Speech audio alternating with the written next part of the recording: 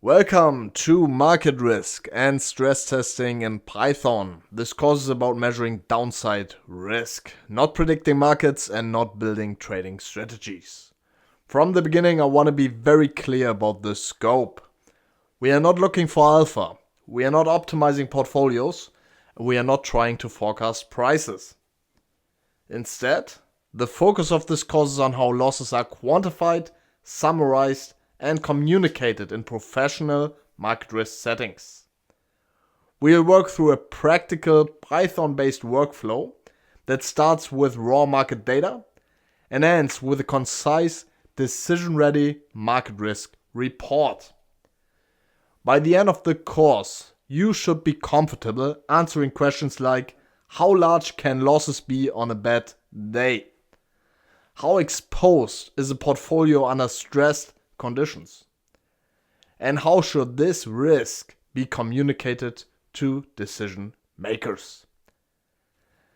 The emphasis throughout is on clarity, interpretability, and realism.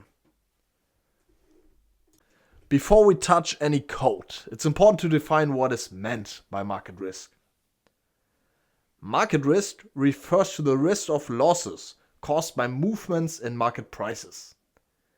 This includes exposure to equities, interest rates, currencies, and commodities, and cryptos if you want to add those. In practice, market risk is not about predicting where prices will go tomorrow. Instead, it's about understanding the distribution of potential losses. Risk managers are typically concerned with questions like: how large could losses be under normal conditions? How often do extreme losses occur? And what happens during periods of market stress? The techniques we cover in this course are designed to answer exactly these types of questions. One of the central tools in market risk management is value at risk, or VAR.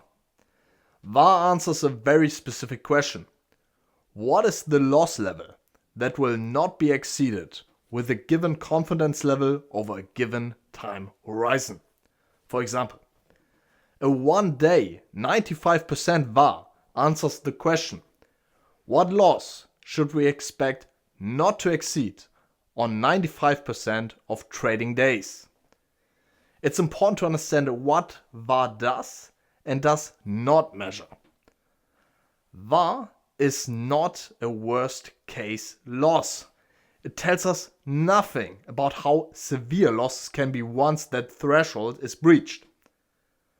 Understanding both the usefulness and the limitation of VAR is essential for responsible risk management. While value at risk is widely used, it has well-known limitations. In particular, VAR focuses on loss frequency but not loss severity. During market crises, losses can be far larger than what standard VAR models suggest. This is why market risk frameworks always complement VAR with stress testing. Stress tests do not ask how likely a loss is. Instead, they ask: what happens under extreme but plausible scenarios? Stress testing shifts the focus from probability to resilience, which becomes critical during periods of market stress. All risk models rely on assumptions and historical data. Market conditions change, correlations shift, and regimes break. Because of this, risk models should be viewed as decision support tools, not as precise forecasts. Throughout the course, we will also discuss model limitations and sources of model risk. Finally, we will briefly outline natural extensions of the framework, such as portfolio level risk, Monte Carlo simulation, expected shortfall, and model validation.